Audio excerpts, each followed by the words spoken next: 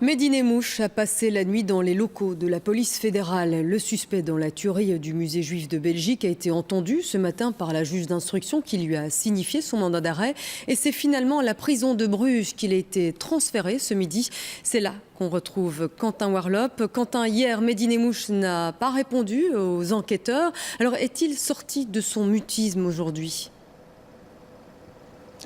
Eh bien, Mehdi Nemmouche se tait dans toutes les langues et visiblement dans tous les pays aussi, en France et en Belgique également. Ce matin, devant la juge d'instruction, il a tout simplement refusé une nouvelle fois de répondre à toutes les questions qui lui avaient été posées lors d'un interrogatoire, il faut bien le dire, expéditif qui n'a duré 1 heure seulement. Après quoi, eh bien, il a été placé sous mandat d'arrêt et transféré ici derrière moi à la prison de Bruges. Ses avocats sont arrivés cet après-midi. Ils sont d'ailleurs toujours à l'intérieur en train de s'entretenir avec Mehdi Nemmouche. Par ailleurs, on apprend que Mehdi Nemmouche refuse de participer à quelconque reconstitution des faits que ce soit. Et ça, eh bien, cela peut surprendre quelques-uns des spécialistes que nous avons contactés. Mais je vous propose d'écouter la réaction de son avocat.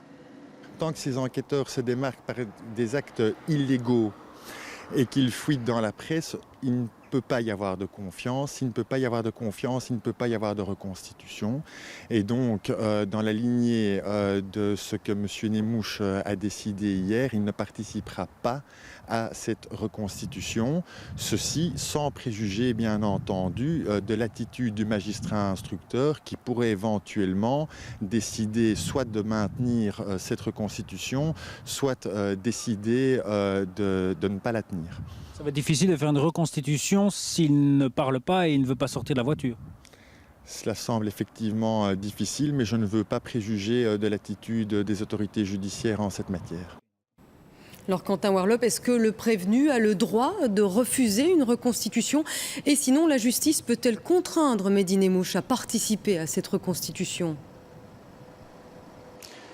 Eh bien oui, un prévenu peut refuser de participer à une reconstitution. Alors oui, c'est vrai, il peut être amené sur les lieux de cette reconstitution, mais il peut ne rien dire et ne rien faire. C'est en fait son droit au silence. Alors je ne vous cache pas que c'est assez rare et pour avoir contacté pas mal de spécialistes de la question, dans le cas de Mehdi Nemmouche, eh bien cela peut paraître étonnant, mais cela peut paraître surtout cohérent par rapport à sa stratégie de défense. Il a toujours nié être impliqué dans cette fameuse tuerie du musée juif. Il a toujours nié et il sait que tout sera filmé lors de cette reconstitution des faits. Il sait que ses moindres faits et gestes seront scrutés, mais surtout analysés. Et visiblement, eh bien, il ne veut pas prendre le risque que cela se retourne contre lui lors d'un éventuel procès devant une cour d'assises.